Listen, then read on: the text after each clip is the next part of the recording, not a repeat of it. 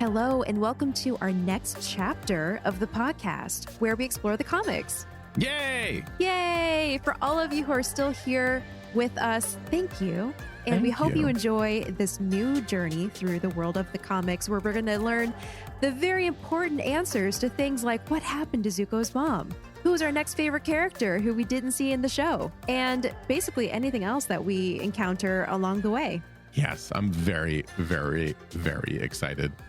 This next one that we're going to be covering was really cool, but next episode, I think people are going to really dig. If you were a fan of the main series and you had maybe some questions about things, but I'm so excited because we're only one episode recording right now and another one read, and there's already so many like emotions and theories that I have crafting, and I'm just like, I can't even contain my excitement for what's to come. And we haven't even gotten to the stuff about Zuko's mom yet, and I'm like, I'm gonna explode. I know this is one thing I mentioned, and it's like we have to get through a couple different things before we actually get that answer, but I can't wait. Yes, that is my book 3 finale that I'm looking forward to. Yeah, comparatively. Yes. In the comics. Absolutely. Today, we're going to be going over Katara and the Pirate's Silver, which is a fairly new release. It came out on October 13th, 2020, and actually takes place between the events of Bitterwork and the Library, which is in book 2. Before we jump in, though, we are going to go over some reviews. We have officially wrapped up the U.S. reviews and are so excited to jump into the other regions. And today, we're going to be starting off with Canada. Yes. The first review comes from I Send This. And this review was sent on my birthday. So I send this. Thank you for sending this on my birthday. They write, I love your podcast. I've loved Avatar ever since I've met. It's so fun and funny. And then there's a laughing emoji face and about 27 cat laughing faces emojis. I was going to pull a you and be like a bajillion cats. A bajillion. Let's just round I'm trying to up. be a little more accurate. You know, we're a new region. We don't know how well they will enjoy me over exaggerating how many emojis. We'll play it safe for a little bit, and then maybe we'll jump in the deep end. They continue to write, your podcast is so funny. I'm just going to say that over and over again because I don't know what to say. I'm 10, by the way, probably one of your youngest listeners. I found you on Spotify, but I have the app with the review on it. So I'm writing this to you. It's so funny. Very funny. You should do Swish and Flick. It's even funnier than yours. No offense. I beg your pardon. We've heard that before. Not that it's more funny than us. Also, we're not offended, but we have heard it's very good. I have actually listened to a couple episodes and I did enjoy it. I've not done that. You've done more work into it than I have. Well, you know why? Why? It's a Harry Potter podcast, and we've established, to my shock and disappointment, that you are not a Harry Potter fan. Not a Harry Potter fan. Sorry. My favorite Harry Potter movie doesn't have Harry Potter in it. I'm just going to say that. My heart. Anyways, they continue to write. It's like 2 more people, and it's Harry Potter. So I like it more, and I don't want to be rude. I'm just breaking my heart right now, pal. Just absolutely digging that dagger in even more. I'm just going to breeze past this where they stop saying about how much funnier this other podcast is than us, which is right here. I hope you read this by it's so funny. If I messed up on some stuff, I'm literally not even typing this. Figure that out for yourself. And then it's cat crying faces. There's like 17 of those. Cat smiley face, super cat. There's like a plethora of cat emojis. I'm going to guess they're a dog person. It's a cat town in this review. It is. Tons and tons of cats. Adorable. I send this. Sorry if I butchered reading this. Thank you so much for your 5-star review. We super appreciate it, all the way from Canada. And all the way from Spotify, even. Yeah. Thank you for Spotify making the listener. trek. Thank you.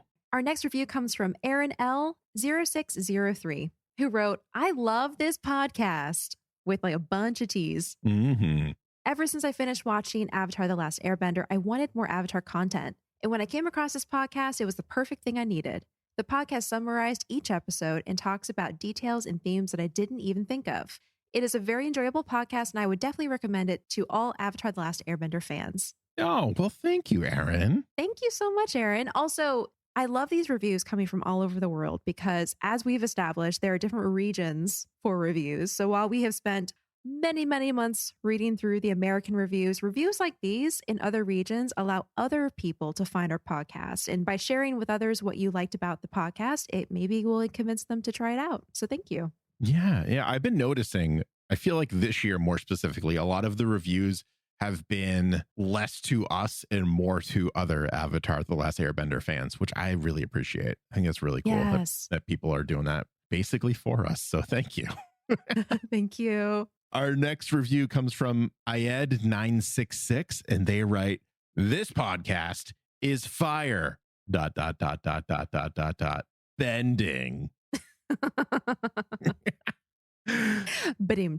Badumch. I love it so much. The hosts of this podcast don't make you feel weird for being obsessed with The Last Airbender because they are just as obsessed. Laugh out loud. They go into detail and each episode, as well as focus on the character development. Thank you and keep up the amazing content. Sakapow. Oh my gosh. What a way to end the review. I love it. I love it. So good. Thank you so much. Thank you, Ayed. Thank you. It's true. We are quite obsessed. Imagine if we were like, we're not obsessed with this. What are you talking about? I know, right? 66 we're casual episodes. Fans. We're starting casual, an episode. Light fans. Yeah. Yeah, we're just casual fans who started an Avatar podcast. Super cash. No big deal. Thank you, Ayed. Ayed, thank you so much. We appreciate it. Our next review comes from Naomi the Artist, who writes, "To Greg and Acorn, thank you for doing the podcast. It made my day when one of my friends recommended this and I found it on Spotify. I'm trying to catch up with all the episodes and I can't wait till you get to The Legend of Korra. You guys are awesome. Keep on podcasting." Oh, thank you. Thank you. Also, I'm happy to hear that you're going to be joining us for Korra. Yes. I feel like a lot of people are looking forward to Korra, which I am as well. Just for the voice actors alone, based off what I remember, I am just like raring to go. But we got to do comics first. We're not done. There's more story to explore. There's so many more stories to explore with Team Avatar right now, and it's just going to be great. All right. The next one comes from Wrong Lever Kronk. Nice. I love it. Why do we even have that lever? Anyways, they write, "Best podcast ever," with 3 heart emojis. Another Spotify user who wants to leave a review for this amazing podcast. With the first Avatar: The Last Airbender episode being released the same year I was born, it holds a special place in my heart and has been my comfort show ever since I could remember. I love how the podcast hosts take a deep dive into everything for each episode, from voice acting tidbits to MVPs and morals. Thank you, Acorn Bandit and Booster Greg, for the amazing retelling and commentary of the series. I can't wait for you guys to cover the Kyoshi books and the Search comic. P.S. Please never stop making puns. With like the snuggly heart face is what I call that. Jan. Well, I agree. After being subjected to your puns for over a year, they're starting to grow on me. That's the beauty of them. At some point, they just become a part of your life and they don't stop ever.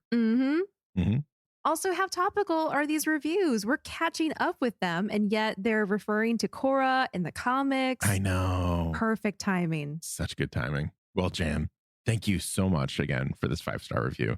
And we hope you enjoy all of the comic content coming up. Yeah. Our last review comes from Dark Angel 895, who writes, "This is the best podcast.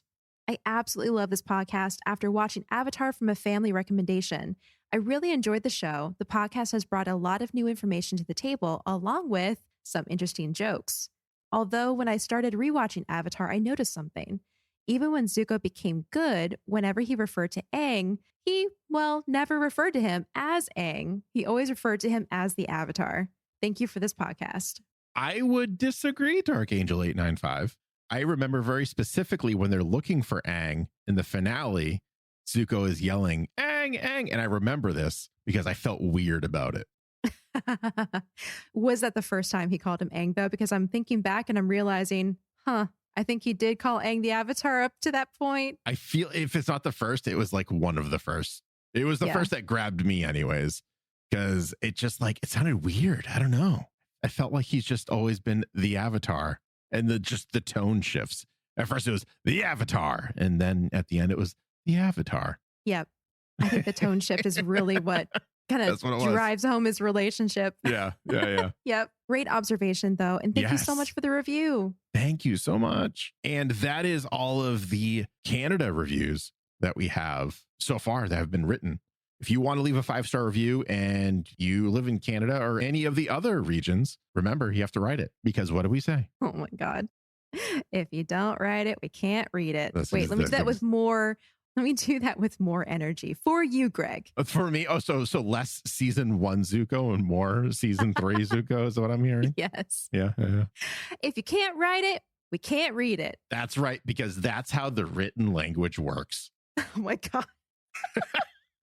I don't know how that became a thing, but you're welcome, listeners. But yes, we appreciate each and every one of you that leave a 5-star review. Please know that. And if you're in Canada and we didn't read it today because you didn't write it yet, we're going to come back at some point. Mm-hmm. So leave that 5-star review. Write it. It's going to be great. You'll enjoy it. We'll enjoy it. Yeah, exactly. All right. Are we ready to join the pirate's life and go on a river adventure with Katara? I am so ready. I can't wait. Let's do it. Let's jump in. Yes. First off, I was not expecting much from this comic after the slight disappointment from Suki alone, but I liked this. This was a fun story. I did too. I enjoyed this a lot more than Suki alone. I will say that. Absolutely. Yeah. It was written by the same person. So the story was written by Faith Erin Hicks and Tim Hedrick in this case. Art was done by Peter Wortman. Coloring was done by Adele Matera. And lettering by Jimmy Betancourt.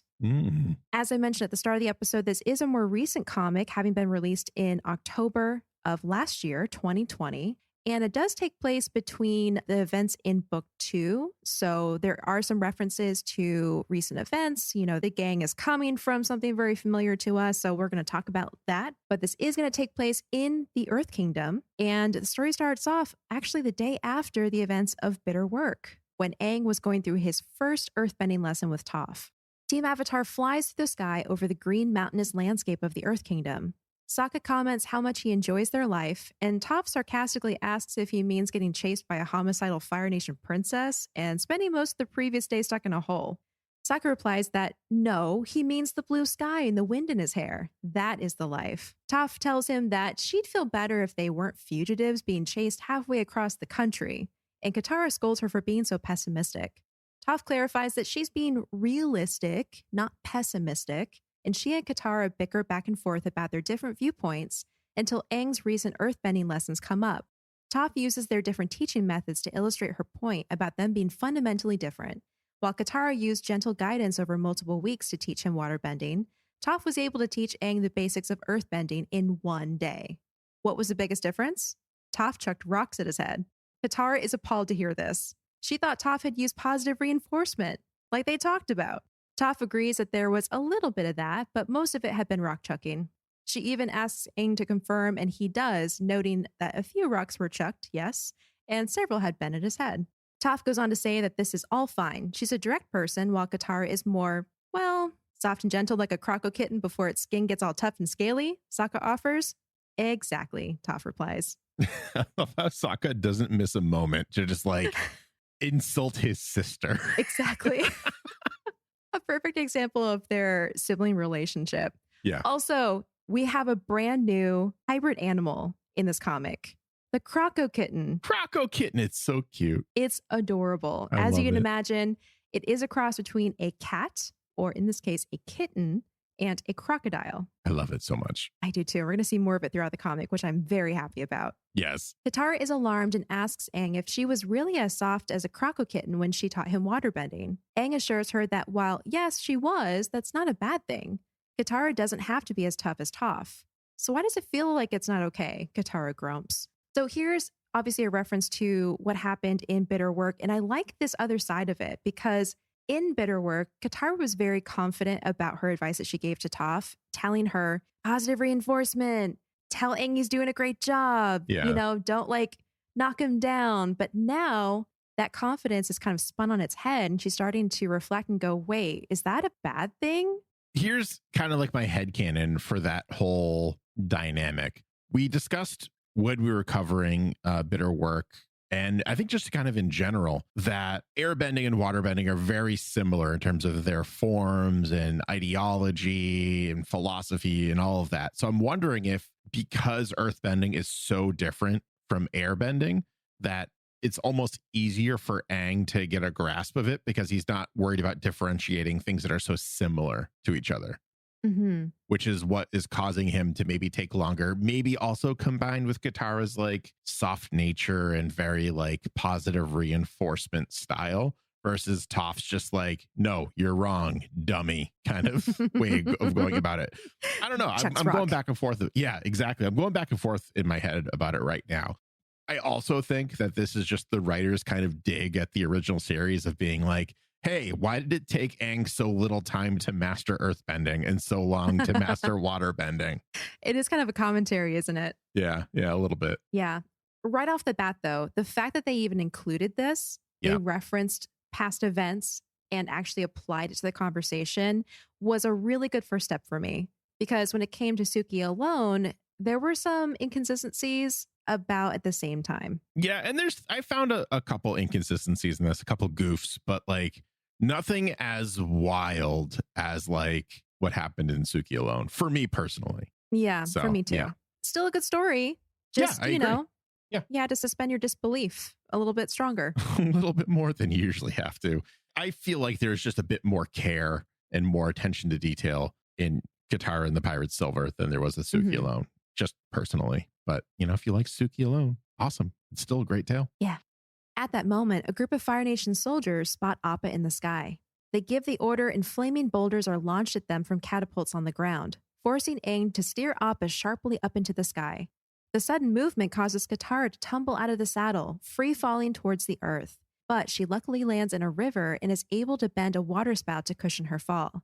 However, before she's able to recover and move for shore, the swift rapids sweep her downstream toward the top of a waterfall. Thinking quickly, she bends a protective ball of ice around her body and falls over the edge. The ball protects her from the impact and bobs its way downstream until finally drifting to shore where a dizzy Katara breaks out and promptly faceplants. In the sky, Katara's friends continue to look for her and decide to land in the trees out of range of the catapults to continue their search. As soon as Appa touches down, a worried Sokka starts yelling his sister's name and plunges into the woods. Toph warns him not to yell because she hears something nearby, but Sokka won't be stopped. His sister is gone, and if yelling helps him find her, then, as he pushes through a bush, he sees the very catapults and Fire Nation soldiers they've been trying to avoid. The three friends quietly back away from the threat and navigate successfully to the edge of the woods, where a cliff overlooks the surrounding valley. It's the perfect vantage point to get their bearings, except a lone Fire Nation soldier is perched there on a rock with his lunch. The soldier and the gang make startled eye contact before he leaps to his feet, pointing an accusatory finger at Aang. It's the Avatar! Oh no! Aang tries to convince him that the arrow tattoo is just a weird birthmark, but the soldier announces that he will arrest the Avatar for the honor of the Fire Nation and in the name of Lord Ozai. Oh, jeez. It's one of these guys. One of these guys. Toph subtly kicks the ground and a pillar of earth flips the soldier onto his face. The friends turn to leave, but the soldier jumps to his feet and blocks their way with a blast of fire. He continues to yell about how he will never let the Avatar escape. He'll follow them to the ends of the earth and capture him for all the glory. Toph puts the soldier inside another pillar of rock to hush him up, and the group works together to put out the fire where it's spreading into the forest. When they're done, Sokka asks if they can finally go look for his sister. But the soldier shouts that even if the Avatar escapes today, the Fire Nation will find him tomorrow. They'll never stop until the world is safe from his Avatar malice. Aang stops and turns around. What malice? The soldier declares that the air nomads had been plotting to take over the world, and that's why the Fire Nation had to stop them. Aang is aghast and tells the soldier that that's a lie. The soldier is unconvinced, however, and tells Aang to prove it. So, I have some thoughts and a fan casting, if this is ever made into animated form, for this character. Yes, I'm so excited for the fan casting. Let's hear it. So, fan casting, we'll start off with that. I think this is going to be a little bit of a meme. I think by the time you hear this, the meme is probably over, but I'm going to stick with it anyways. For the captive Fire Nation soldier that we never really learn his name, I would cast Chris Pratt as his voice. Oh, oh my God. At first, that's weirdly, strangely perfect. It is. Like, at first, I was like, I just want a meme. Whenever the first character that shows up, I'm just going to say it's Chris Pratt, and that's going to be the joke. We're all going to get a laugh out of it, and that's going to be it. And then I started reading it again with Chris Pratt's voice in my head, and it just works. It just works. So I'm sticking to it. Perfect. I love it. Yeah. I just the delivery that I know he's capable of from Lego movies, some of the characters that he's played in the past, like live action as well, just kind of works for me. Because at his core, he's a comedic actor. And I think a lot of people kind of forget that, especially with some of the things that have been going on with him recently. He's a comedic actor. He's got great comedic timing. And I think he could really knock this one out of the park. Is it below him in terms of casting for now? Sure. But still doesn't make me want him to voice it any less. Yeah, I really love that. And our listeners may know Chris Pratt mostly as Star-Lord from Guardians of the Galaxy and maybe, I forget his name, from Parks and Recreation. Andy, there you go. Yep. If you had to combine the delivery of his characters into this captive Fire Nation soldier, would you be able to do it? Because I feel like he has a bit of Star-Lord delivery to him. But what else would you say? I think there's also this like aggressive tone that this guy has that Chris Pratt can really nail. Just this like blatantly wrong, but sticking to his guns, overly aggressive kind of tone, I think is what Chris Pratt is like really able to grab with this one. Okay. Yeah, that's mostly Star-Lord, I'd say. Yeah. Beautiful. Agreed. Down the river, Katara emerges from her ice bubble next to a barricade that seems to surround a nearby town. She wanders closer and sees a group of Fire Nation soldiers questioning an Earth Kingdom citizen on the docks. She immediately puts two and two together and realizes the barricade is probably to keep the townspeople in so the Fire Nation can take what little they have. Just then, she's spotted. A soldier tells her she's not allowed to be outside the village without an escort and must go inside immediately. Katara peaceably agrees and begins to leave, but the soldier realizes she's wearing Water Tribe clothing. He tries to take her in for questioning, but is knocked out when Katara bends a chunk of ice in an uppercut motion from her water bag. Katara drags the unconscious soldier into the bushes and then sneaks into town, grabbing a green cloak to use as a disguise off of a clothesline. She makes her way to a produce stall where she asks the vendor about the high number of soldiers in town. The vendor complains that Ozai's finest have cleaned him out, and he can't get new produce because of the blockade. On top of all of that, there's been some nonsense about the Avatar's flying bison being spotted nearby, so everyone is extra jumpy. The vendor laments that this war is no good for his business. I will say this about the comics. I'm enjoying all of the extra tales that we're getting, and the art style is pretty consistent with the animated series, but I miss seeing bending in action. That's a great point. Yeah. It just kind of like every time they bend, and with the exception of earthbending, I think earthbending reads pretty well in a still format, a non-animated format. But there's something about Katara's waterbending, and more specifically in the Pirate Silver, that I'm just like, I miss those fluid movements. They just don't quite capture them as well. And that's not a slight on the artist. I think that's just the medium in which we're working with right now, in which we're reading. It just can't capture those movements, which is unfortunate. Yeah, I felt the same way. And I noticed as I was reading this comic that I feel like waterbending also comes across fairly well, because I feel like the scenes of Katara waterbending in this comic were powerful and beautiful and like laid out very well, but it really doesn't come close to the actual animation of bending. Yeah. So we're going to enjoy the comics, but boy, it's going to feel good to get back to animation. Yeah, for real.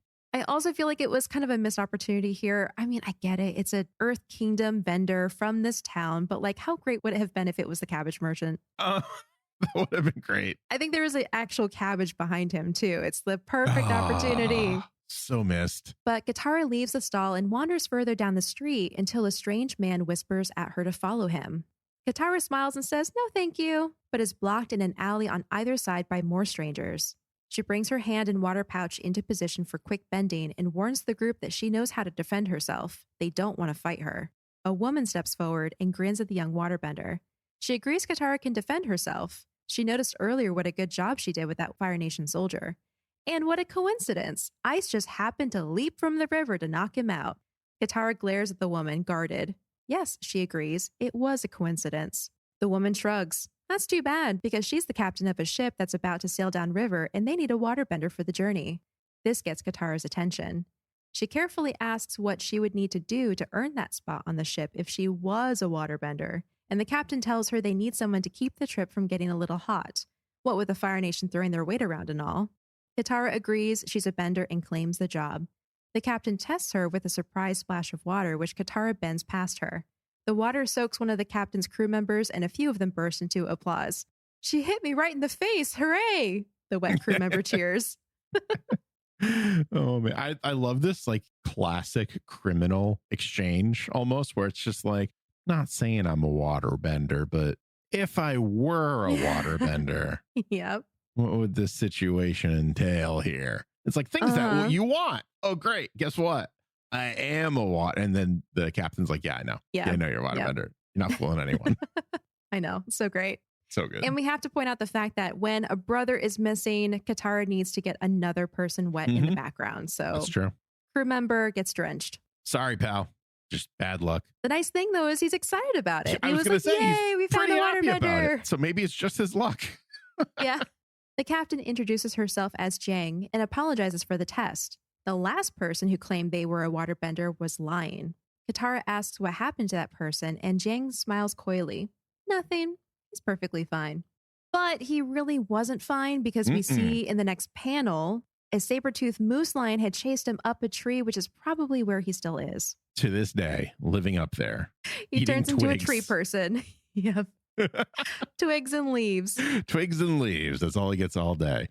Very quickly, for me, the character of Jiang, which is the only other real spoken character, I had a very specific voice in my head for her, and I couldn't place it for the longest time. It was like a couple days, and then it just popped into my head. Like I had the voice, and I couldn't remember her name for the life of me.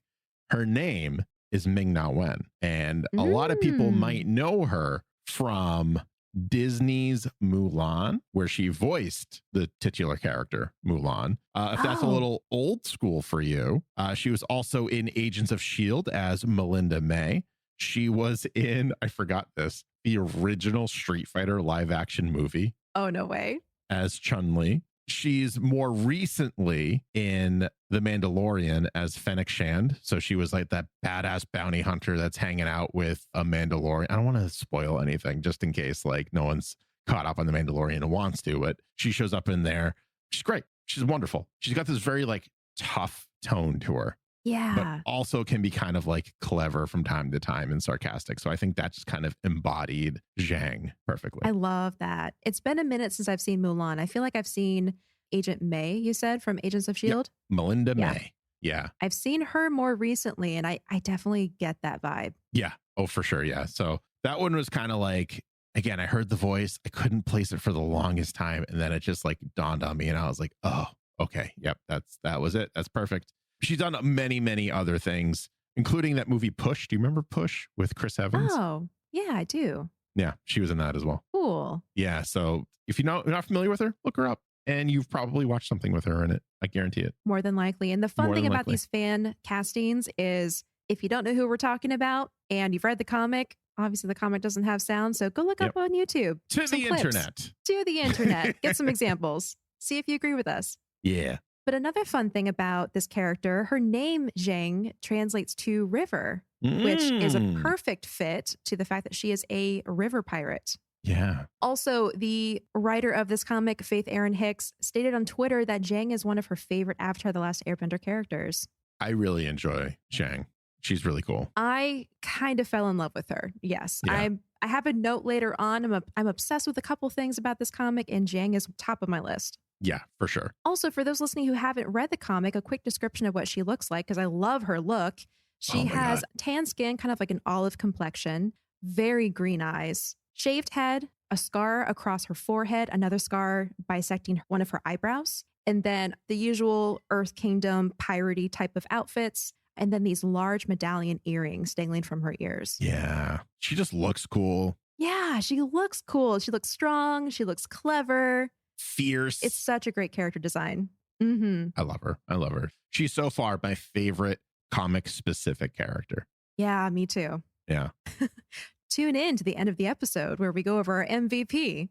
Who could it be? Spoilers. It's probably Jack. Yep. Well, back on the cliff in the woods, Aang tells Sokka and Toph that he wants to try talking to the soldier to change his mind. He explains that he can't believe the Fire Lord wasn't content with wiping out the air nomads. He also had to spread lies about them. lies about a secret army, that the nomads were a threat to the world. Even if Aang can only change one person's mind, isn't that worth doing? He apologizes then because he knows that they need to look for Katara, but Sokka interrupts him. He can tell this is important to Aang, and his sister can take care of herself. They don't need to rush off. Toph interjects to say, didn't he just say Katara was as soft and cuddly as a croco kitten? Sokka shrugs. He was teasing her. That's his job as her big brother. And besides, has Toph ever seen a croco kitten? Sure, they're pretty helpless at the beginning, but once their scales come in, they can take down a platypus bear. Maybe like a small platypus bear. He does make that distinction. Maybe a small one. And at this point, we see an image of the croco kitten, and it is on the small side. It's maybe like a really large house cat. Yeah. With the head of a cat, the paws of a cat, but then the body and tail of a crocodile. And I will note that along with Jiang, I'm a little obsessed with croco kittens too. I like them. I dig them. I'm not much of a cat person, but I like croco kittens. Mm-hmm. They're really cool. And seeing as the comics are part of the canon, we do have some more information about the croco kitten. Ooh, sorry. I'm very excited about more information about the croco kitten. It's just a little bit, but okay, all right. This is not the only place that the croco kitten makes an appearance. Oh. It also makes it into the Team Avatar tales, which we're going to be going over in summary in our next episode. But in that story, Toph discovers that the boulder has a pet croco kitten named the Pebble, which he keeps secret since it doesn't fit his image, which is like beautiful. It's poetic. I love it. But croco cats are fierce carnivores, and their colors can range from green, brown, black, and white. And as I said before, it is about the size of a house cat, but has the scaled stomach of a crocodile. The perfect defense. Yep. The perfect combination of scary and cute. So Aang is still determined to change the soldier's mind. This time, he marches up to the pillar of rock and turns on the charm. After giving him a polite greeting of, "Flameo, my good Hotman," Aang proceeds to inform him that the air nomads were peaceful, didn't have an army, don't even eat meat, and can't fly. However, they do glide with their gliders. It's true. But the soldier insists he knows all about the dark abilities of the airbenders, how they could suck a man's breath out of his body, and how they even had an army of winged people ready to attack anyone who threatened them. If the Fire Nation hadn't stopped the nomads, they would have conquered every nation in the world from the backs of their winged beasts. Aang is irritated and perplexed, and asks the man where he heard such nonsense. From my cousin, who heard it from his sister, who heard it from her roommate, who read it on a poster in some town out west. Aang is speechless. He says, "And you didn't think that something written on a poster might be untrue?" The soldier says, "Why would the Fire Nation write untrue things on a poster? They cost a fortune to print." He's got a point. It's also the perfect reference to social media and Facebook. Yeah, it really and is. how a lot of information passes from person to person to person without being fact checked. Yep. Also, there's a little exchange here at the end where Aang, defeated, walks back to his friends and he's like, he's not going to change his mind about the air nomads because of a poster.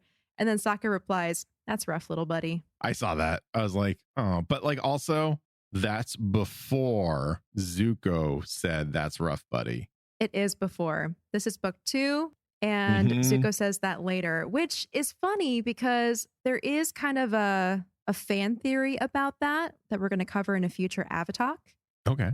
But because this comic was written after the show aired, I do like to think it's kind of a meta nod. Yeah, exactly. Yeah. But it didn't sit right with me. I was like, eh. Not like earth shattering, throw away this book immediately. We're not covering this anymore. Delete the whole episode. Not that bad, but like, I was just like, it's trying to be clever, but they just shouldn't have. Canonically speaking, the joke shouldn't have been made. That's so funny. I ate it up. I was like, yes, I get that reference. I understand. Okay, Steve Rogers. I understand why they made it and its purpose, but it just didn't sit well with me. That's just me. That's just me. Yeah, but I can appreciate that other people appreciate it too. Yeah. Yeah. Since we're on the topic of what happened in the show, I do like this conversation that took place between Aang and the captured Fire Nation soldier, because as we've mentioned before, when we get to book 3 and get to the Fire Nation, in the episode The Headband, Aang goes to school and learns a little bit more about what Fire Nation kids are taught in that country. Yeah.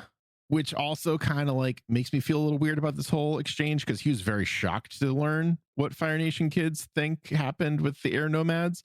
But canonically speaking, according to this comic, he already kind of knew, which honestly, like, you can headcanon your way out of that fairly easily and just have like Aang write this guy off of being like, oh, he's an idiot. He heard from his second cousin's dog walker's best friend's groomer or whatever that these things happen. So maybe if we want to kind of like incorporate both what he's going to learn and have it still be a shock, it's like the second source. Like the first time it's like, all right, pal, whatever, you don't know what you're talking about. But then he goes to an established school in the Fire Nation and he learns this. Then it's like, oh, what he's saying isn't all complete bogus nonsense. Yeah, that's more the way I read it too. Okay. And if you think back to the headband, the teacher is that very strict, like school master type of personality, and it is more of a structured environment. Whereas this guy is like your raving Chris Pratt type character who's just like, die, air nomad vermin. Yeah. But more importantly, I do want to draw attention to the fact that he says that the Fire Nation believes that the air nomads can suck the air from a man's lungs. That I thought was really cool because way back when, in one of our first Avatar episodes, we talked about that fan theory of what actually happened in the room with Monk Yatso when the Fire Nation attacked the air nomads. So I like to think, this is now worming into my headcanon here, I like to think that Monk Yatso actually did sacrifice himself. Me too. And stole the air from the room, killing the Fire Nation soldiers, but also killing himself as well. And later, some Fire Nation soldiers came to that room, saw what happened, and then the rumor started spreading. Or like someone outside witnessed it or something, like saw it in action.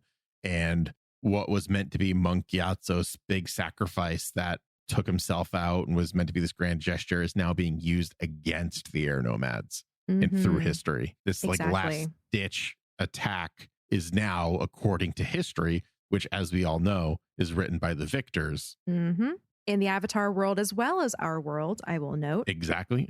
Yep. Yeah. Ozai's like, yeah, they do that all the time. You look at them, they rip the air right out of your lungs. You sneeze at them wrong, they rip the air out of your lungs. So I like how that was twisted through history. It's crazy. Yep. Yeah. Nice little nod there too. Back in town, Katara follows the captain and her crew through the streets, trying to be less like a croco kitten and more like Toph. In an attempt to get into character, she spits on the ground as they walk, the way Toph would. Two of the crew members hear this and turn around with grimaces. Ew, don't waterbenders have any manners? One asks. Katara blushes in embarrassment. Well, her plan worked, sort of. The captain leads them to the door of a building and says they're there to check on the cargo they'll be transporting downriver. Once inside, Jang introduces Katara to the man that opens the door, named Tu, as their new waterbender. Tu looks her up and down and recalls how they don't get many waterbenders in the area. However, his cousin, O, sails on a ship not far from Crescent Island and told him he ran into a waterbender girl. She had the same hair loops, stole a very valuable waterbending scroll from him, and she was traveling with the Avatar. Katara bends a shard of ice onto the table in front of Tu. She tells him the Avatar is no friend of hers. She's just a waterbender looking to get out of the Fire Nation territory, no questions asked. I love this nod. Best nod in the whole comic. We hear about Pirate Barker. Oh, be careful of the blasting jelly. Yep. The guy that we referenced how many times through book one? Yeah, when I was reading this, I was like, man, they really just should have used one of the pirates from that crew, because pirates aren't known to be super loyal. They just kind of are out for themselves, and it would have been completely believable. And then they made this reference, and I was like, okay, well done. That's it. I'm in. I'm all in. I have no more doubts, no more fears. We got our Pirate Barker O reference, and not just like a random pirate. They chose O, which I love because he's amazing. Because he's the best. Yeah. He's the best. Yeah. Obvious choice. We also get the Water Tribe reference from the Blind Bandit episode, which was really cool. Katara does that like whole like, I'm watching you, like Robert De Niro in Meet the Parents watching you hand movement. And it's just perfect. Like, this is why I think we both like this comic a lot more than Suki alone, because they're making nods to other comics. They're kind of like establishing that they know what they're talking about through these references. And obviously, like, they don't need to prove anything to us because this is the creative team. They're creating this for us. Like, they have to have some sort of credentials in order just to get the job. But I like that they're putting these like little fan service things in there to kind of be like, we're on the same page as you. We're also fans of the material. We might mess up, but here, enjoy these. Yeah. It conveys a sort of respect, I guess, like respect to the original material, respect to the fandom, the community, the Avatar world. So it is very much appreciated. Agreed. Katara and Jang join the crew in the storeroom where they're going over the crates. Katara learns from their conversation that the crates were stolen from the Earth Kingdom army, who has been stretched thin from fighting the Fire Nation. Katara is concerned to hear this and begins asking about it when Captain Jang shuts her down, letting her know that if she wants a ride, there should be no questions asked. She then hands the waterbender an Earth Kingdom collaborator's uniform. In order to do this job, she and the crew dress up as Earth Kingdom collaborators. It allows them to slip under the Fire Nation's nose. By the time they realize what's happening, they'll be miles away and counting their silver. Katara is distressed by this news and wonders what she got herself into. Here's another fun nod.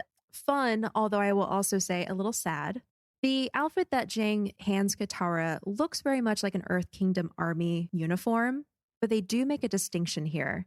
It is an Earth Kingdom army uniform, but the Earth Kingdom insignia has been removed and replaced with the Fire Nation seal. Oof. And if we think back to Zuko alone, Sensu, the older brother of Lee, the little boy who lives on the farm with his parents, was captured by the Fire Nation and was suggested to have been possibly used as a front lines diversion. So Earth Kingdom collaborators are used in a couple different ways in this world.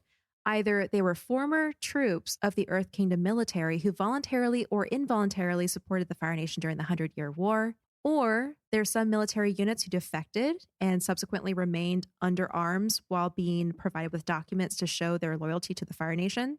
So they look like Earth Kingdom uniform soldiers, but they have documents to show the Fire Nation that they're on their side. Yeah. And these troops were known to help the Fire Nation military in securing occupied areas.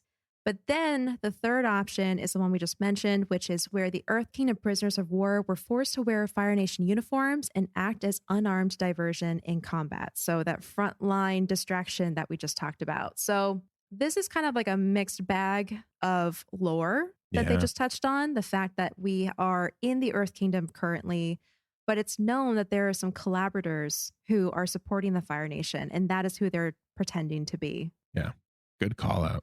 Back with Aang and company, it's Sokka's turn to go up against the soldier. He knows that Aang's method of disarming friendliness didn't work, so he is going to try to throw some cold, hard facts at the guy. Turn on the old Sokka charm, basically. He walks up to the soldier where he's still peeking out of an earthen pillar and proceeds to try to logic the heck out of him. And this is where I feel like it would be best if we just went back and forth with this exchange because it's so good.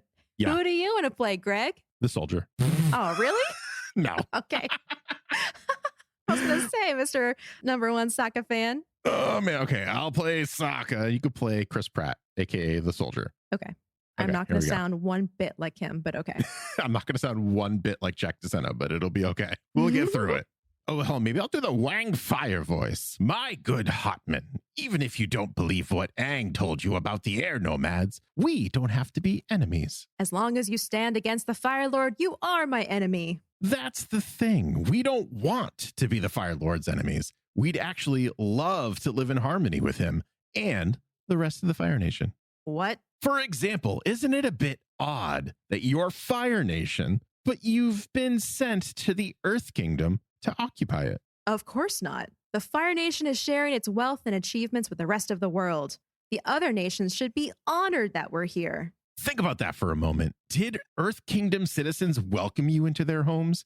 Did they open the gates of Ba Sing Se to the Fire Nation armies? Well, no, not at first. Have you considered that maybe, just maybe, the rest of the world would also like to live in harmony with the Fire Nation the way it did for centuries, but the Fire Lord would rather attack and dominate the world than live peacefully alongside the other nations? The soldier squints, thinks about this, then says, no, and begins singing the Fire Nation anthem. This scene hits so hard for me. I know. Yep. Thank you for reading that with me. By the way, excellent performance. Thank you for allowing me to be Sokka. You're welcome. But yeah, no, I agree. This is such an amazing scene. And we get another reference here. The Fire Nation anthem that he sings is the same one that Fire Nation man sings during Earth Rumble 6. It's like, remember when we were like, that can't be the actual anthem? Mm-hmm. Apparently it's the actual anthem. Apparently it is. Yep. Yep.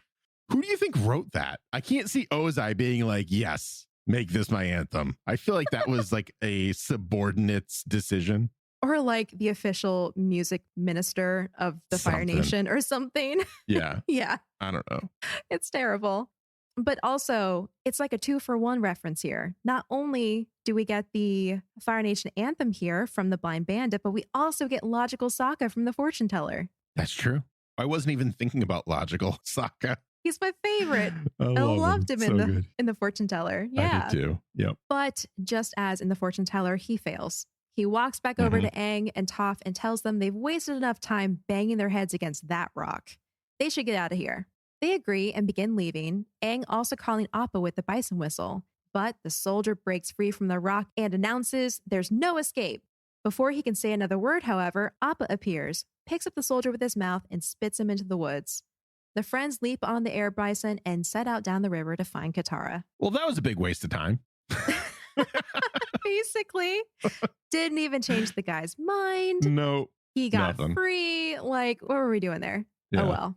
Oh, well. Maybe this is one of those like delayed reaction type of situations where the words that Aang and Sokka gave him sink in slowly and he'll make like another appearance. I mean, I doubt it too, but like, who knows?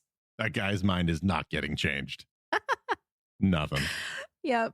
Well, back in town, Katara, Captain Zhang, and the crew trundle down to the docks where their ship, the Flying Wolf Bat, waits for them. Zhang explains that the ship has been in her family for generations and that she grew up on this river, once sailing it freely. Then the Fire Nation invaded. Katara asks if Zhang's family were river traders, and Zhang answers, "You could say that." Katara catches her drift and guesses that they weren't terribly interested in the trading part. So they took what they wanted and sold it for profit. Zhang's family were pirates. Zhang isn't ashamed of the label, claiming that her years spent as a pirate were what made her strong. She and her crew were able to fend off the Fire Nation when they came to commandeer all the ships. Theirs was the only ship that wasn't claimed. Nowadays, Zhang makes sure that her crew remains free. When Katara asks if she does that at the expense of her own people, Zhang clarifies that the Earth King's army aren't her people. The Earth Kingdom abandoned everyone outside the walls of Ba Sing Se. They're on their own out here. This is another thing that kind of like rubbed me the wrong way, but I don't think it would have if we weren't paying as close attention to the Earth Kingdom as we were. She very specifically calls out Earth King Kue as being like, you've abandoned us, like you've just walled yourself off in there. You're not listening to anyone. But like, there are other Earth Kings. Boomy is an Earth King. So I don't know if Jiang just like hasn't encountered Boomy or doesn't know that Boomy exists, or just that like everyone in the Earth Kingdom just discounts Boomy because he's a crazy, wacky old man. But I found it very interesting in that a slip up in the same vein happened in Suki alone when they're talking about Kyoshi Island and saying that Suki is the head of the Kyoshi warriors when she's really just the head of a faction of the Kyoshi warriors. So again, minor thing, minor gripe, little continuity potential error. I don't know. Could probably headcanon it as saying like maybe just everyone just doesn't count Boomy as a king because he's crazy. Yeah, and it is like it's a little muddy, right? Because there are multiple Earth Kings, and the one who rules the whole kingdom is the Earth Monarch. That's the one who's like above everyone else. So to say the Earth King, like we don't know if she's talking about the local Earth King, whoever's like in charge of this area, or like Earth King Kue. I also appreciate the pun on that one. Did I pun? Muddy. Oh, wow. That was a freebie for you all. Did not consciously make that pun, but I'll take it. I'll say you rocked it. Wow. Wow. Can't make you being the only one in this podcast making puns on this episode. Oh my God. Anyway, I want to point out actually the Flying Wolf Bat here because it is a really cool design. It's your usual, like what you'd imagine a pirate ship to look like, how it has multiple masts, that like slender bill to it. But on the back, they do make a point of showing the design. It has a nose, mouth, and whiskers, and it could be based on the design of like a kabuki theater mask, similar to the Blue Spirit and how it looks kind of like demonic but very stylized. But I Mhm. also feel like it has a lot of maybe Tlingit or Haida design to it, which are the two Indian tribes of Alaska. So like if you Ooh. think of totem poles in Alaska, native art, very similar in that kind of style too. Yeah, it's really very stylish, very cool. I really liked it a lot. It's one of Hmm. those things where like the artist put a lot of, or maybe even the writer put a lot of like thought and work into it, but it's one of those things that you might overlook if you're not paying real close attention. Yeah. Yeah, because you only see it for maybe a panel or two. Yeah, exactly. Though if you look closely on the cover, it does show most of the design. That'd be the easiest way to see it if you don't have the comic. Yeah. Just then, Fire Nation soldiers approach and ask to see papers. Zhang has them ready and hands the roll over pleasantly. The soldiers review them and are about to give them approval when another soldier shows up. He says he wants to take a closer look at that ship. While he strolls down the dock for inspection, Zhang whispers to Katara that this might be where she earns her passage and hopes she's ready to protect both crew and the cargo. Katara whispers back that she can handle it. Just as he suspected, the soldier identifies the ship as the Flying Wolf Bat, a ship the soldier tried to take earlier that year but got away. This crew is full of Earth Kingdom pirates. The crew leap into action. They swiftly unmoor the ship and start setting sail as Captain Zhang leaps on board. Katara hangs back on the docks, though, and channels the toughness of Toph in the face of the oncoming soldiers. She throws off her cape and in one powerful movement pulls the surrounding river in a surge over the docks. The soldiers are swept back to the shoreline. Realizing she's a waterbender, they begin attacking with fire, but Katara easily knocks them into the water with a water whip, then boards the ship using a plank of ice. Some of the cargo has fallen overboard, and a Fire Nation soldier sneaks up behind Zhang as she's trying to pull it on board. Never turn your back on the Fire Nation, the soldier yells. Or on me, Katara replies, and bends a gush of water into the soldier's face. Zhang uppercuts him, and he goes over the side into the river. So going back to what you were saying at the beginning of this episode, Greg, yes, I very much miss the bending in animation, but this particular scene I felt was really strong, strongly drawn, designed, the angles of the panel, the way that we see the water being bent on the dock. It was really well done. I agree. There are strengths to the comic book format. Like I'm a huge comic book nerd. I think anyone who has like watched any of my Twitch streams or seen the previous podcasts that I've done, like knows this about me. And something that this medium, the graphic novel comic book medium is capable of doing, which I think is lost in animation, are these beautiful splash pages. So like when Katara pulls in the river, it is just this one page, no other panels, a single onomatopoeia going off, and or sorry, two panels. And it's like she pulls in the river and it just looks impressive. It's kind of scary if you're in the Fire Nation army right there. It's just a very beautiful page. And then the only panel in this page is Katara smirking because she's channeling Toph and she knows it. And she's like very proud of herself and she's happy. It's just like, you're not going to get that from an animated format unless you're like Edgar Wright, for example, and you put panels in your work. It's just very cool. So like, while I miss the actual movements themselves, what the artist is doing with the water bending in these pages is they're almost like trying to mimic the movement of the bending through the element itself, which is really cool. Yeah. And a reminder, we are in book 2 right now. So this is Master Waterbender Katara in action. Yes. It helps. So impressive still. Yeah. Yeah. Katara helps get the ship underway, bending the water around it to push it out towards the barricade. A Fire Nation ship is in their way, however, and it begins flinging flaming boulders at the pirates. One boulder lands on the deck and punches a hole into it so that the ship starts taking on water. Zhang frantically tells the crew to save the cargo, and Katara snaps at her. Is selling stolen goods really all she cares about? Her crew is in trouble. They should come first. But Zhang shoulders her out of the way, telling her she doesn't understand. Angry, Katara says fine and freezes a rough patch of ice between the flying wolf bat and the distant Fire Nation ship. She runs along the ice and bends a wave over the side, sweeping the soldiers overboard. Ship now commandeered, Katara struggles to bend the ship back towards the pirates. By the time she gets there, the flying wolf bat is sinking, the cargo floating away, and the soldiers on the dock demanding they surrender. But the soldiers don't get a chance to claim victory because just then, Katara bends the Fire Nation ship straight through the dock. The soldiers go flying into the water and the pirates cheer. Impressed and pleased, Zhang orders her crew to transfer everything over to their new ship and thanks Katara for coming through for them.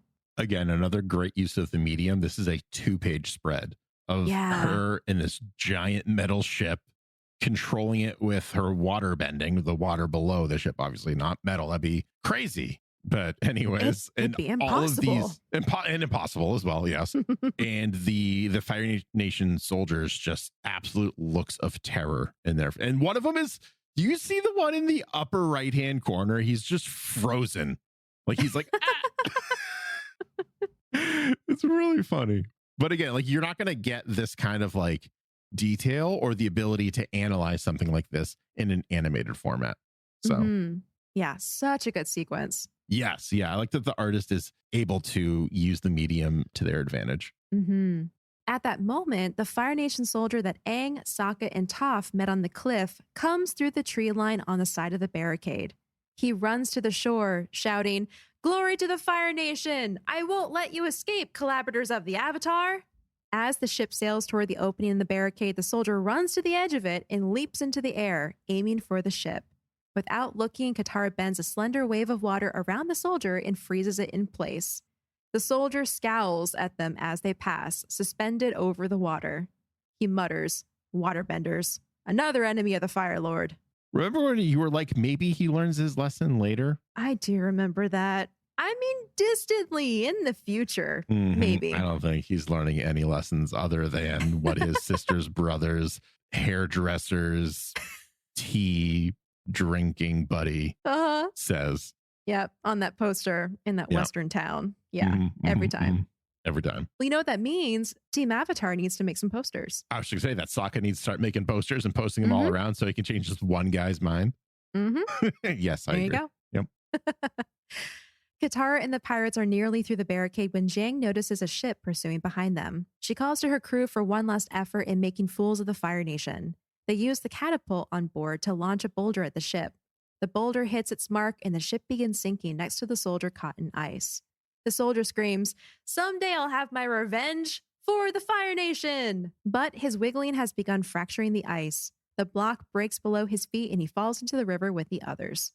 I don't think he's distantly learning anything. I think he's gone. I'll accept that was wishful thinking on my part. I think he might have drowned right there, unfortunately. I was unfortunately thinking that. I think he might need him as Fire Nation buddies to help him out of that ice. Yeah. The commandeered ship floats safely down the river, well on its way to the pirates' destination. Now that the action is over, Katara returns to her irritated and displeased mood. She still doesn't agree with the pirates' mission to steal cargo from unsuspecting Earth Kingdom troops. When Zhang thanks her for her help, Katara crosses her arms and reminds the captain to do what she promised. Get her out of the Fire Nation territory so she can rejoin her friends. The captain tells her they have one stop and then they can take her as far away as she wants to go. Katara stalks off and sees that one of the crates is broken open. A few vials lie on the deck of the ship, having slipped out of the crate. She kneels to get a closer look and realizes that the vials contain medicine. Disgusted, she looks over at Zhang and asks if she's really going to make sick people pay for this medicine. How could she be so cruel? She's worse than Katara thought. Zhang is unfazed and reminds Katara that she's a pirate. A pirate never does anything without payment. She'll make plenty of silver from what's inside those crates. Katara does not like this. Katara is not a fan, and we're really seeing Katara's like lawful good side coming out here. She's just like, okay, you're against the rules, you're doing bad things to people, and I am not a fan. And now you're stealing what I thought were just random supplies and is now medicine? No. In the sky, Team Avatar finally reaches the small town by the river. They spot two sunk ships and the remains of ice on one end of the barricade. Sokka excitedly tells the others that the ice means Katara must have been here. They continue following the river, hoping to find their friend. Further down the river, the pirates have finally reached their destination. They pull up to a small dock at the bottom of a valley. Earth Kingdom houses form a small village nestled between two mountains. They come ashore and bring the crates with them. Soon, excited villagers come out to meet them. One boy in particular calls out to Zhang, Zhang, you came back. Zhang kneels and the little boy holds out a fist of bright lilies. He tells the captain that he picked the flowers for her, and she thanks the boy, calling him Lian. Then, turning to Katara, Zhang asks, "What do you think? This is payment enough, isn't it?" Katara is confused until Zhang continues. "I told you we'd be paid in silver. The silver lily only grows in this area. These are my Earth Kingdom people. What sort of a person would I be if I demanded money that they didn't have as payment for curing their sick?" Katara grins, finally understanding. "You'd be a pirate." And obviously, here's where we learn Zhang was never talking about money. She was talking about a lily. Very cute. Cue the aww. Aww. One of those clever little twists in a story. I appreciated it. I did too. It was very wholesome and fits, right? Like, yeah. I feel like whenever we see, visually speaking anyways, a character like Zhang, they usually have like a good backstory to them and they're not like complete jerks, for lack of a better term. And they kind of kept that going through here. It's just a classic tale of judging a book by its cover and not getting the full details. And also, like, it's not Katara's fault at all. Like, as a pirate, usually one of the traits is a lack of trust to newcomers, and rightfully so. Like, Zhang's taking medicine upriver to people who need it. She doesn't know anything about Katara. Like, Katara might rat her out. That might be a Fire Nation spy for all she knows. Like, you gotta like kind of keep your friends close, your enemies closer, or even like potential enemies. So it's just a sign of the times during the 100-year war where people that could be allies could be enemies just through simple misunderstandings. Yep. And I like that fact. If you read between the lines in the story, after they escape the barricade and they're on their way down the river, if Katara had turned out not to be reliable or not to be trusted, that's where Zhang could be like, "All right, where do you want to go? We're going to drop you off and then we're going to go do our business so you don't find out where my people are." Yeah, exactly. So this is the point where Zhang gives Katara more of her backstory. She explains that she had been a pirate for many years before the Fire Nation arrived. She and her crew swore an oath to fight the Fire Nation until the war was over, to help their people above all else. Because while Zhang may be a criminal, she's still Earth Kingdom, and so is her crew. Katara asks what they're going to do when the war is over, and Zhang shrugs. They haven't decided that yet, and would need to find a new ship for one thing. The captain strolls off with Lian to talk to the rest of the villagers, and Katara watches them go with a smile on her face. Then she hears someone call her name. She turns around to find Appa and her friends descending from the sky. Excited, she runs to them and they all hug. Even Toph accepts this, saying that hugs are acceptable under the circumstances. Katara asks how her friends found her, and Sokka explains they saw a Fire Nation ship and ice a ways upriver and knew it had to be her. He asks how she got there, and Katara launches into the tale of her adventure with the pirates. Her friends listen, their faces slowly going from smiles to dubious expressions to doubt.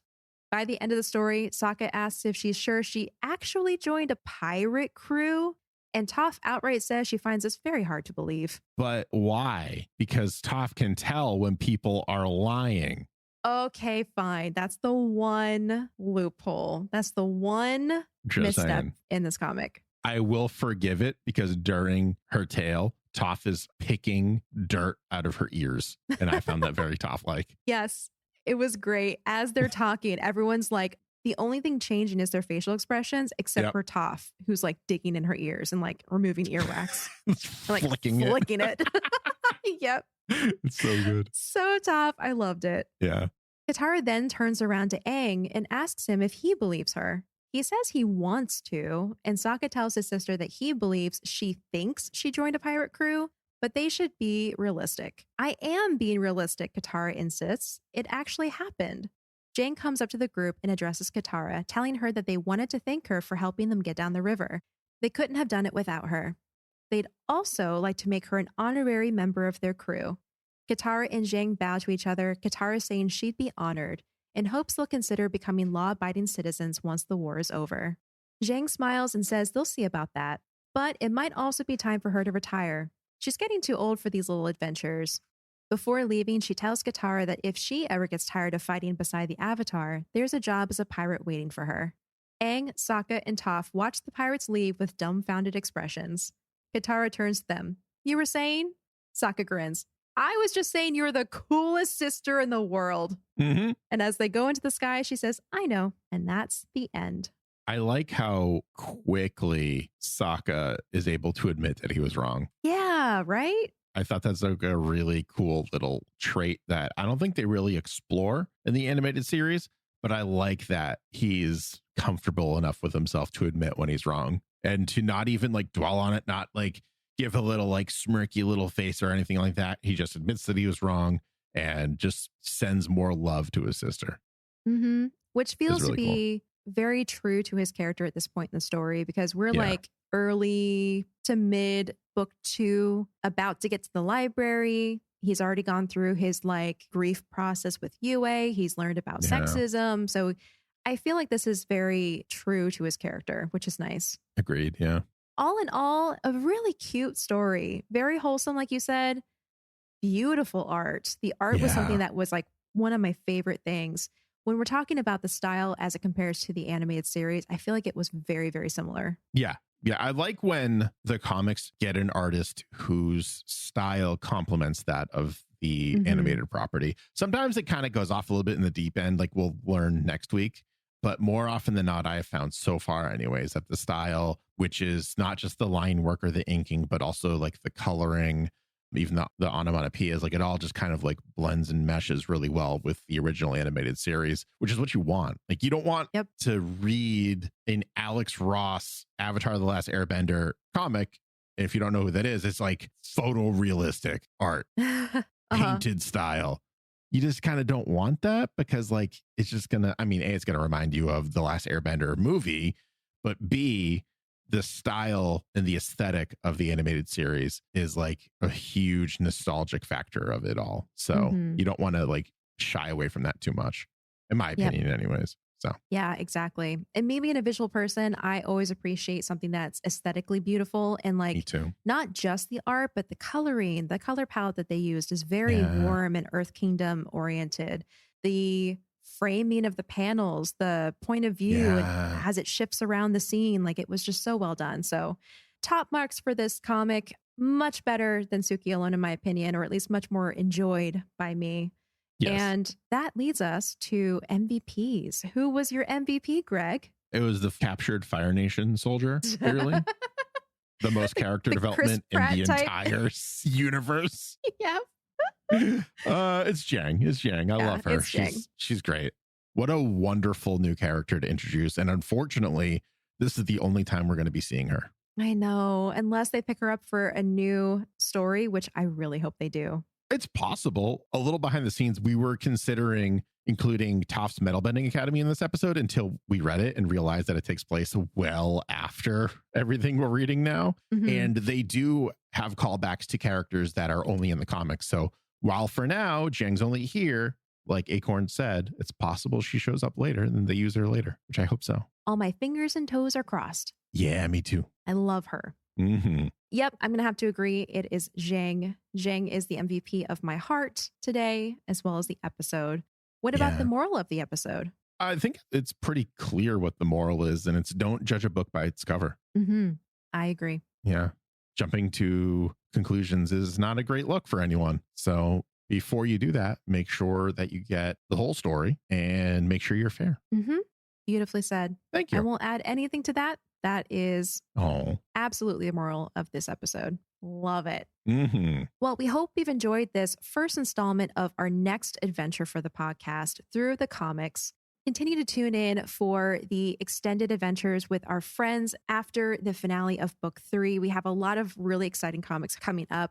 We've talked multiple times about how excited we are about them. I am still very excited. So if you're just as interested and curious about what happens to the gang as we are, make sure you tune in. Yes. And if you've caught up on all the episodes, you've done the reading for next week. I feel like a teacher. You've done the reading for next week and you've taken extensive notes and you've finished your quiz and your paper and your essay. You can always join me at twitch.tv/BoosterGreg on Monday and Friday evenings at 8 p.m. Eastern Standard Time. We've had a whole bunch of new friends come in and join us, and it's just been a great time. As of, I know this is going to be a little bit later, but we're recording this a little bit easier. We just finished the Ghostbusters game, and we're going to be diving into some more just amazing games that I've been looking forward to playing. So come on in, hang out, say hi, say you're from Avatar the Podcast, and it'll be great. Trust me, it'll be great. I don't know why I said that so like suspiciously. Trust me. Come on Trust in. me. It'll be fine. It'll be a good time. It'll be great. We'll be playing games. There's so many games that came out that I want to play too. I'm just like itching. I'm so excited. And you can always find me on Twitter and all that good stuff as well if you want a less time restricted way to interact with me. And continue to email in at avatarthepodcast@gmail.com. Continue to tweet at us at Podcast Avatar. If you want to support the podcast and get some bonus content, you can always go to patreon.com/avatarthepodcast. We have a whole bunch of secret podcast episodes up there. We have some doodle pages. We got so much stuff there. It's great. Yeah, it's a good time. It's another window into our heads. Secret podcast is probably the most exciting, in my opinion, on the Patreon. Well. Yeah. But the doodle pages are really fun. We love answering questions that you give us. So if that is something you're interested in, please consider giving us some support. Yeah. But you can find me online at Acorn Bandit. You can also find me on joysans.com where I create enamel pins, and that is JOISANS.com. If Etsy is more your thing, you can look for me over there by searching Joy Sans Studio. We currently have 2 official Avatar the Podcast pins, one being Appa, the other being Toph. And we do have plans for some future pins. So if you're interested, go take a look. But otherwise, you can find me online if you search for Acorn Bandit.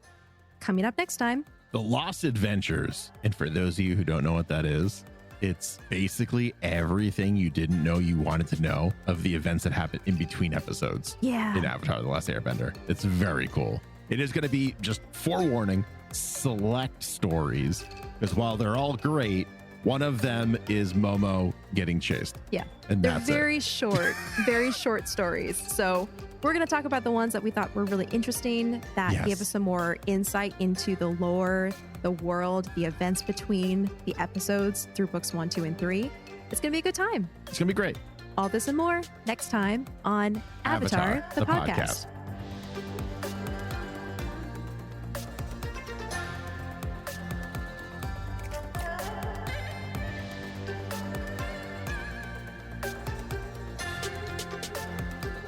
Avatar, the podcast, is a proud part of the Geek Generation Network. Remember to check out all of our other podcasts at thegeekgeneration.com.